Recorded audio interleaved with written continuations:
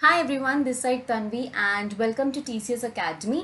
हम लोग कर रहे हैं एनपीओ और इससे पहले की सारी एडजस्टमेंट्स हमारी कवर हो चुकी हैं। Subscription account, fund based accounting, depreciation, incomes and expenses. आप चाहें तो डिस्क्रिप्शन बॉक्स में उनके लिंक हैं, आप वहां से उसको देख सकते हैं।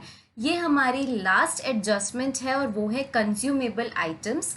अब ये जो एडजस्टमेंट है थोड़ी सी ट्रिकी हो जाती है क्योंकि इसमें कई बार हमको अकाउंट बनाने पड़ जाते हैं। So without further edu let's get started. अब सबसे पहले हम लोग देखेंगे कि कंज्यूमेबल आइटम्स होते क्या हैं। देखिए, कोई भी आपके एनपीओ होते हैं, लेट्स से आपका हॉस्पिटल है या कोई स्पोर्ट्स क्लब है या फिर आपका कोई बुक क्लब है, तो उनमें कुछ चीज़ें ऐसी होती हैं जो आपको रेगुलरली यूज़ करनी होती हैं आपकी स्मूथ फंक्शनिंग के लिए, आपको उसमें हेल्प करते हैं।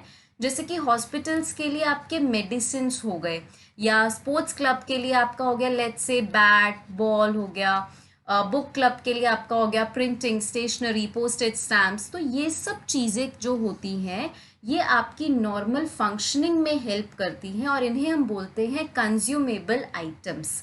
अब सिंस ये आपकी रेगुलर फंक्शनिंग में हेल्प कर रहे हैं तो ये जो इनका नेचर होता है वो रेवेन्यू नेचर होता है, ना कि कैपिटल नेचर। रेवेन्यू नेचर होने की वजह से पूरे साल में मैंने जितने अमाउंट की कंज्यूमेबल आइटम यूज़ की है वो मेरे इनकम एंड एक्सपेंडिचर अकाउंट में जाएगी। और वो भी कौन से साइड पर जाएगी? एक्सपेंडिचर साइड, क्योंकि ये मेरे लिए खर्चा है, ये उस एनपीओ के लिए, उस ऑर्गेनाइजेशन के लिए खर्चा है जो वो कर रही है। It will be shown under income and expenditure account under expenditure side. ये आपकी रेवेन्यू आइटम होती है। और रेवेन्यू आइटम कौन सी चीज़ के लिए बोल रही हूँ मैं? जो अमाउंट आपकी कंज्यूमेबल आइटम की आएगी कि पूरे साल आपने उस साल में उस साल के लिए कितनी अमाउंट की कंज्यूमेबल आइटम को यूज़ किया। अब हम देखते हैं कि आपको किस तरीके से वो अमाउंट पर आना है और उससे रिलेटेड आपको कौन कौन से एडजस्टमेंट्स गिवन होंगे। देखिए, अगर आपको ये फॉर्मेट लर्न है तो इसमें वो सब चीज़ें हैं मैक्सिमम जो आपकी एडजस्टमेंट में आपको गिवन होगा।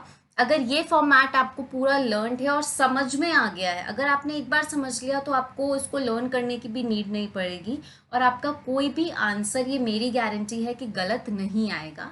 स्टार्ट करते हैं। सबसे पहले आपको रिसिप्ट एंड पेमेंट अकाउंट में क्या गिवन होगा।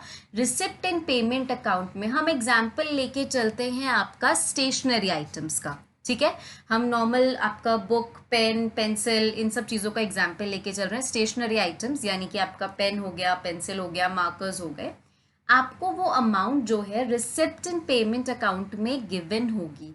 लेट्स से कि आपने जो है आपकी stationery, total stationery item use करी 54,000 की, तो that would be given in your receipt and payment account. Amount paid for the item. Receipt and payment का मतलब क्या हो गया कि आपने ये अमाउंट उसको पे किया है।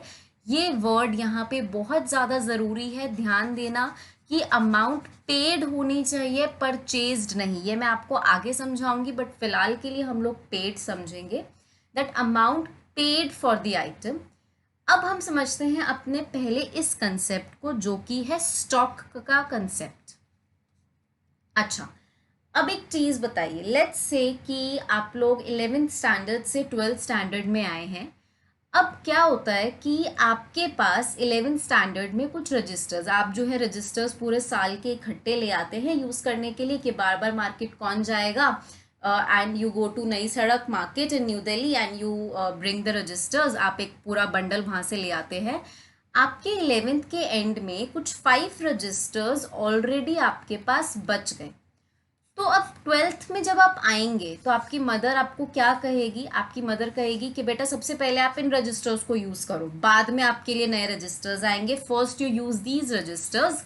अब ये रजिस्टर आप यूज़ कर लेते हैं, फिर उसके बाद में आपको और नीड पड़ती है तो उसके बाद में आप फिर से क्या करते हैं, आप 10 रजिस्टर्स और यूज़ कर लेते हैं। एंड में आप देखते हैं जितने आप रजिस्टर्स लेकर आए थे मार्केट से, आप 12 रजिस्टर्स लेकर आए थे, उसमें से 2 रजिस्टर तो अभी भी बच गए। अब मैं बात करती हूँ आपके सिर्फ और सिर्फ 12th स्टैंडर्ड की। तो 12th स्टैंडर्ड में आपने कितने रजिस्टर्स यूज़ किए? सबसे पहले तो आपने ये 5 रजिस्टर्स को यूज़ किया, जो आपकी मदर ने कहा था कि बेटा सबसे पहले ये रजिस्टर्स यूज़ होंगे क्योंकि ये पुराने रजिस्टर्स हैं। तो सबसे पहले आपने ये 5 रजिस्टर्स यूज़ किए। फिर आप 1 दर्जन रजिस्टर लेके आए, यानी कि 12 रजिस्टर्स लेके आए, उसमें से आपके 10 यूज़ हो गए, राइट। तो यानी 12th में तो आपने सिर्फ 15 रजिस्टर्स यूज़ किए ना। ये जो एंड में आपके पास 2 रजिस्टर रह गए, वो तो आपने यूज़ किए ही नहीं। अब उनको आप कब यूज़ करोगे? उनको आप यूज़ करोगे जब आप कॉलेज में आ जाओगे, क्योंकि 12th के एग्ज़ाम्स के बाद तो आप पढ़ोगे नहीं, फिर आप कॉलेज में ही पढ़ाई करोगे। तो अब ये 2 रजिस्टर्स आपके तब यूज़ होंगे। अब मैं बात करती हूँ आपके टेक्निकल टर्म्स में, अकाउंट्स की लैंग्वेज में। ये जो आपके पास साल के शुरू में रजिस्टर्स थे, इसको बोला जाता है ओपनिंग स्टॉक। ये मेरा स्टॉक था जो मेरे पास साल के शुरू में था। जो एंड में आपके पास रजिस्टर्स बच गए, उनको बोला जाता है closing stock.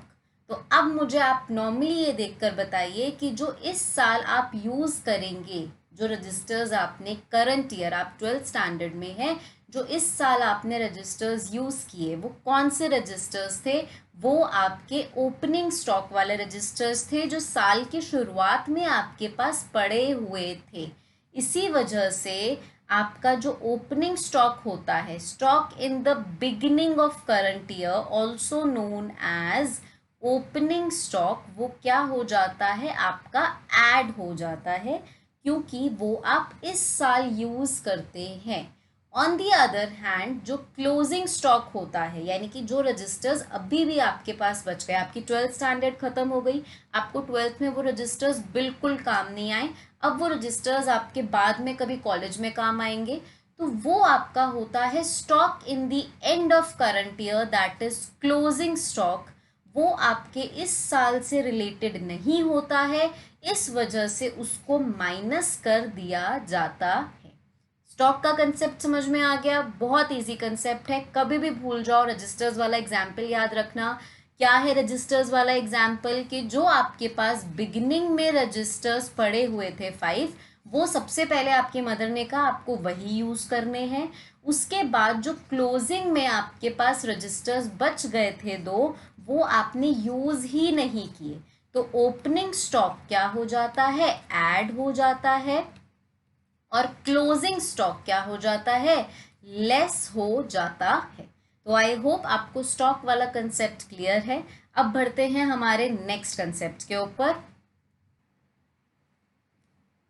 Now the next concept is advance paid. अब इसको भी हम एग्जाम्पल के थ्रू करेंगे कि एडवांस आप कौन से ईयर के लिए कैसे पे करते हैं। लेट्स से मैं आपको बोलती हूँ, साल के शुरू में आपको, आप मार्केट जाते हैं, अपने स्टेशनरी पर जाते हैं, आपको रजिस्टर्स खरीदने हैं। अब आप नई सड़क तो जा नहीं सकते हैं रोज़ रोज़, तो आप अपने बाजू वाले स्टेशनरी शॉप पे जाते हैं। आप उन अंकल को बोलते हैं कि अंकल आप मेरे से ना साल कुछ एडवांस ले लीजिए, आपके पास खुले नहीं है या कोई भी रीज़न था, आप उनको एडवांस दे देते हैं कुछ। तो अब एक बात बताओ, साल के 12th के बिगिनिंग में ही आपने कुछ एडवांस दे दिया उनको कि मैं आपसे ना रजिस्टर ले जाता रहूँगा, नहीं तो आप पैसे रख लो, मैं अपने छोटे भाई बहन को भेजूंगा, आप उसको रजिस्टर दे देना। तो वो जो एडवांस आपने साल के शुरू में ही दे दिया, 12th के बिगिनिंग में ही आपने उनको एडवांस दिया, उस एडवांस के रजिस्टर्स को, उस एडवांस की आइटम को आप कब यूज़ करोगे? उस एडवांस के आइटम को आप करंट ईयर में तो यूज़ करोगे, अपनी 12th स्टैंडर्ड में तो यूज़ करोगे। आप 12th के बिगनिंग में एडवांस दे के आए हो ना कि आप अंकल मुझे रजिस्टर्स दे देना, तो आप वो कब यूज़ करोगे? वो आप 12th में ही यूज़ करोगे। अब साल ख़त्म हो गया, आपने उनको फिर कुछ एडवांस दे दिया, अब आपकी 12th तो चली गई, आप फिर उनको एडवांस दे रहे हो कि अब आने वाले साल में मैं अपने छोटे भाई बहन को भेजूँ तो उसको रजिस्टर्स दे देना। तो अब वो एडवांस क्या आपकी 12th क्लास के काम में यूज़ हो सकता है? बिल्कुल भी नहीं।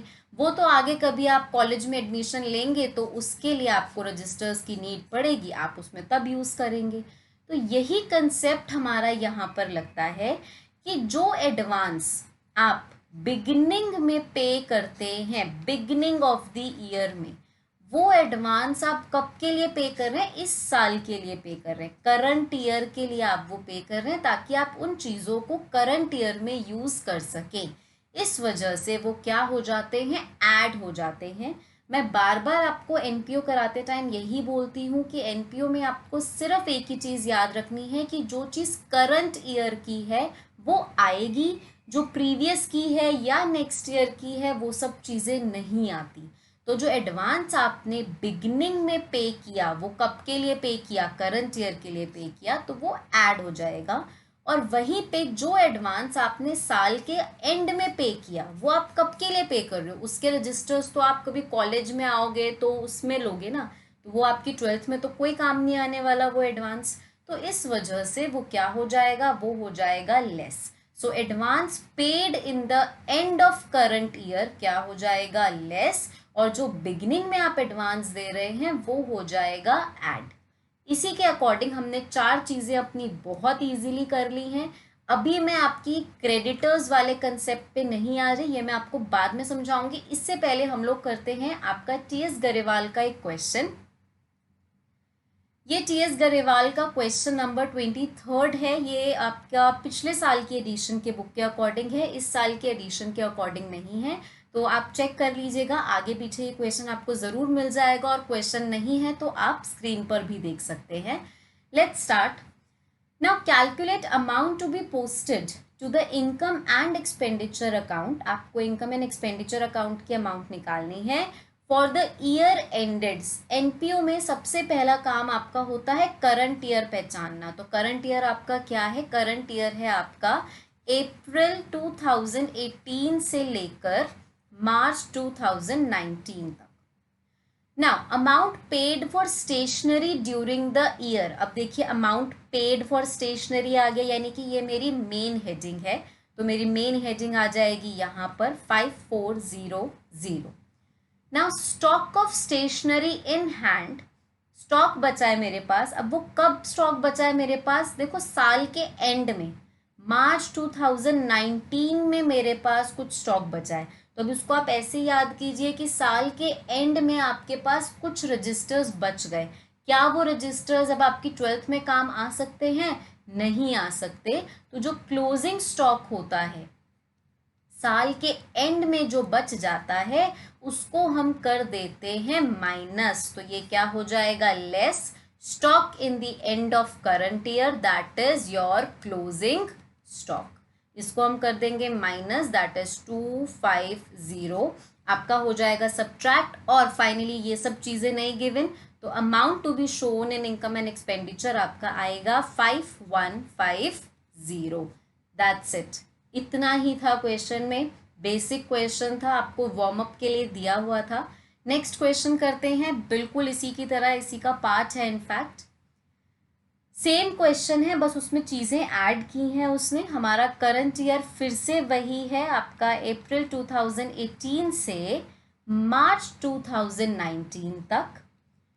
अब देखिए स्टॉक ऑफ स्टेशनरी, सबसे पहले आपको कोशिश करनी है ये वाली अमाउंट ढूंढने की जो आपकी मेन अमाउंट है। तो आपको मेन अमाउंट जो गिवन है, पेमेंट मेड, देखिए फिर से वही वर्ड्स पे आपको फोकस करना है बार बार। It has to be paid, paid, payment made हो, पेड वर्ड हो, इस तरीके के आपके वर्ड्स चाहिए, आपको परचेज्ड वर्ड नहीं चाहिए। Payment made for stationery during the year 5400 as usual. ना अब ऊपर वाला देखते हैं, stock of stationery in hand. अब 1 अप्रैल 2018 यानी कि साल के शुरू में ही आपके पास कुछ स्टॉक बचा हुआ है। तो क्या होगा, साल के शुरू में आपके पास रजिस्टर्स बचे हुए थे, तो आपकी मम्मी ने क्या कहा था कि नहीं पहले ये रजिस्टर्स यूज़ करो, बाद में नए रजिस्टर्स दिलवाऊंगी। तो आपने उसी साल में यूज़ किए थे ना 12th स्टैंडर्ड में। तो जो ओपनिंग स्टॉक होता है इन द बिगनिंग वो आपका हो जाता है ऐड। तो 1500 हो जाएगा add. Stock of stationery in hand on 31 March 2019। अब ये जो 250 अमाउंट है ये आपका क्लोजिंग स्टॉक है, और अभी हमने पिछले क्वेश्चन में भी किया कि क्लोजिंग स्टॉक आपका हो जाता है minus.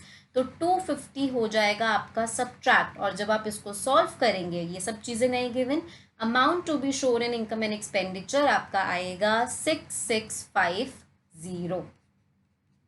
That's it. Next question एक और पार्ट था इसका, वो भी करते हैं। चलिए, अब इसमें सेम वही चीज़ें हैं, बस इसमें एक चीज़ और ऐड कर दी है, क्रेडिटर वाला कंसेप्ट ऐड किया जो हम नहीं कर सकते, तो हम बैक टू अपने क्वेश्चन पर आ जाते हैं और सीखते हैं अब क्रेडिटर्स वाला कंसेप्ट। चलिए, स्टॉक हो गया, एडवांस हो गया, अब बात करते क्रेडिटर्स की। अब क्रेडिटर्स कौन होते हैं? क्रेडिटर्स वो होते हैं जिनसे हम सामान ऑलरेडी लेकर यूज कर चुके होते हैं, बस उनको पैसा देना होता है। दोबारा सुन लीजिए, क्रेडिटर्स कौन होते हैं? जो 11th क्लास में मस्ती कर रहे थे पढ़ाई के अलावा, क्रेडिटर्स वो होते हैं जिनसे सामान हम ले चुके हैं, ऑलरेडी वी हैव परचेज्ड, हम उसको यूज़ भी कर चुके होंगे, लेकिन हमने अभी तक उनको पे नहीं किया, जबकि सामान तो हम ले चुके हैं और तब की तब यूज़ भी कर चुके हैं, बस उनको पे करना रह गया है। सो दे आर द क्रेडिटर्स।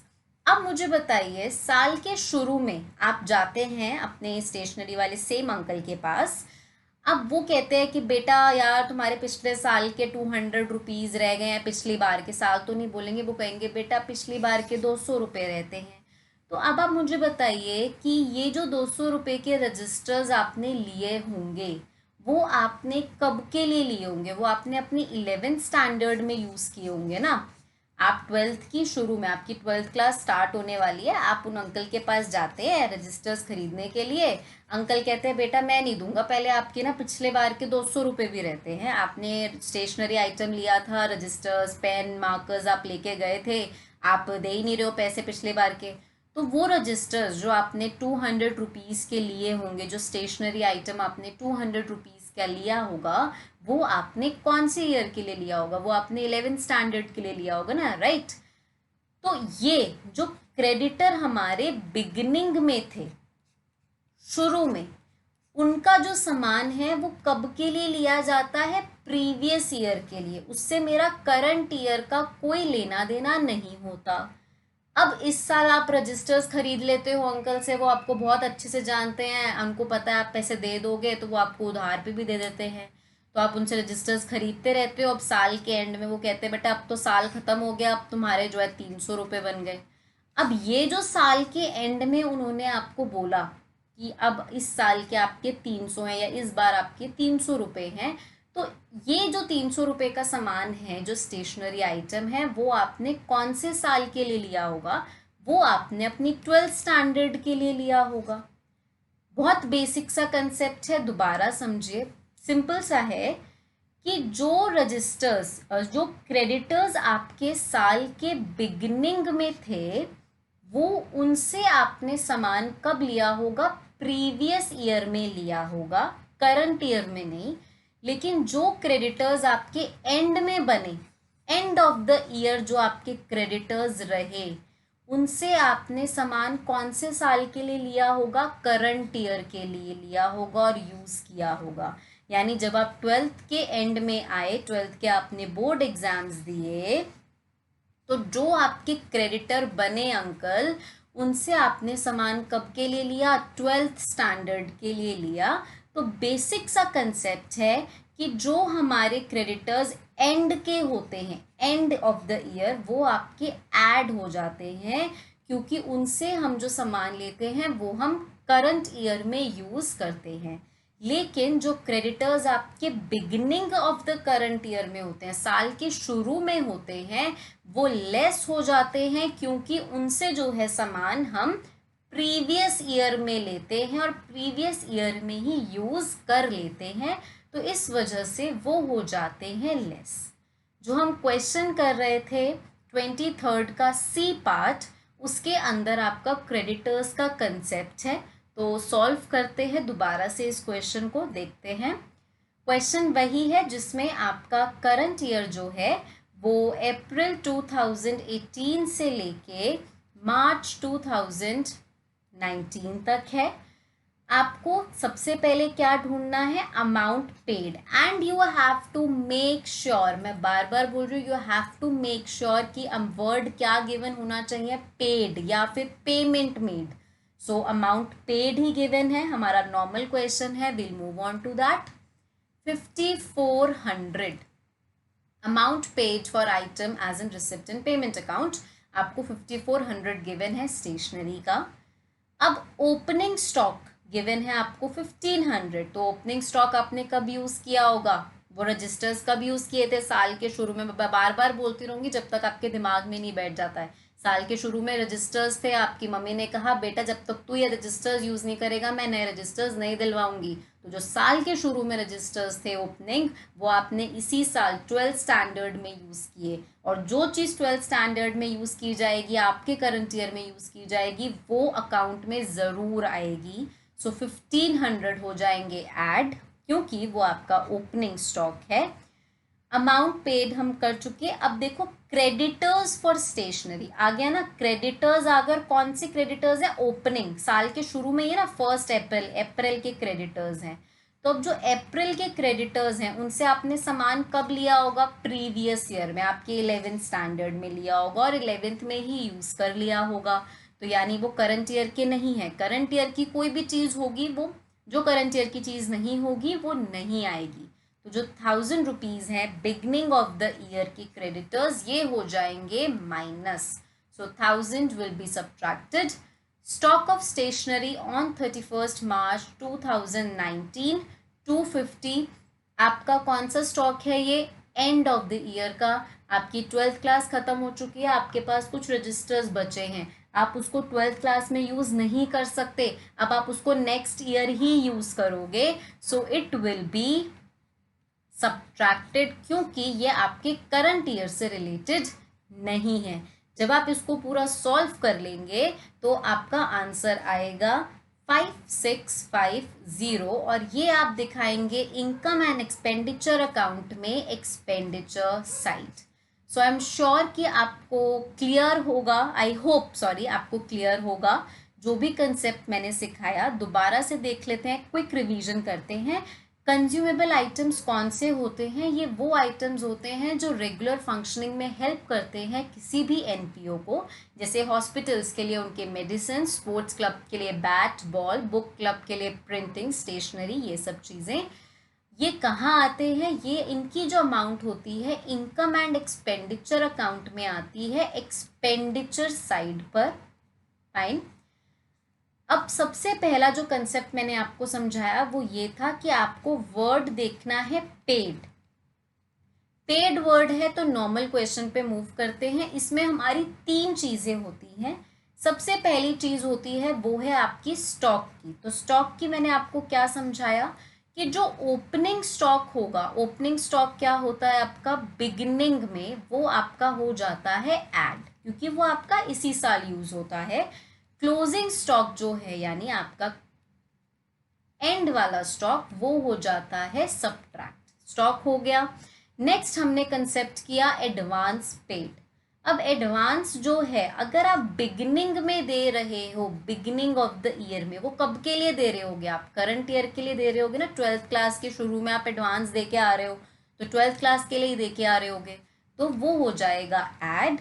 लेकिन अब 12th क्लास खत्म हो गई, अब आप कुछ एडवांस दे रहे हो, तो वो हो सकता है आप नेक्स्ट ईयर के लिए यानी कि अपने कॉलेज के लिए पे कर रहे हो, तो ये होता है नेक्स्ट ईयर का। कोई भी चीज़ नेक्स्ट ईयर या प्रीवियस ईयर की होगी वो नहीं आएगी, तो ये हो जाएगा लेस। लास्टली हमने बात की आपकी क्रेडिटर्स की। तो क्रेडिटर्स जो होते हैं, अगर आपके साल के शुरू में क्रेडिटर्स हैं, बिगिनिंग के क्रेडिटर्स, तो उनसे आपने सामान लिया होगा प्रीवियस ईयर में, प्रीवियस ईयर के लिए सामान लिया जाएगा तो वो होगा लेस। लेकिन अगर एंड के क्रेडिटर्स हैं तो उनसे आपने सामान लिया होगा करंट ईयर में, और जहां करंट ईयर की बात आएगी, 12th क्लास की बात आएगी, वो हो जाएगा ऐड। तो ये 3 चीज़ें हमने की, आप चाहें तो इसको नोट डाउन कर सकते हैं।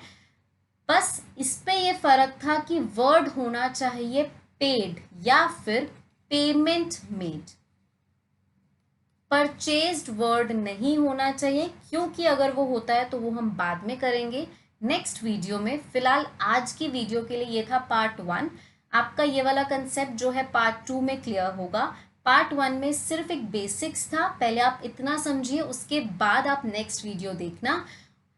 जितने क्वेश्चन आप इससे रिलेटेड कर सकते थे, मैंने एक क्वेश्चन आपको करवा दिया है। इसके बाद हम करेंगे हमारी नेक्स्ट वीडियो में कि अगर आपको पेमेंट मेड ना गिवन हो के परचेज गिवन होता है तो क्या करते हैं, मैंने ये क्रेडिटर्स को हाईलाइट क्यों किया है, और ये book value of material sold क्या है। तो इन क्वेश्चंस को करेंगे हम लोग नेक्स्ट वीडियो में। नेक्स्ट वीडियो का लिंक भी डिस्क्रिप्शन बॉक्स में है, आप चाहें तो देख सकते हैं, और एक प्लेलिस्ट भी बना दी गई है एनपीओ के लिए, तो आप चाहें तो वहां से भी देख सकते हैं। Thank you so much for watching, और कोई भी डाउट्स हो कमेंट सेक्शन में बताएं, ईमेल करें, ईमेल आईडी भी डिस्क्रिप्शन बॉक्स में गिवन है, और कोई सजेशंस हो तो वो भी प्लीज़ बताएं। Thank you so much.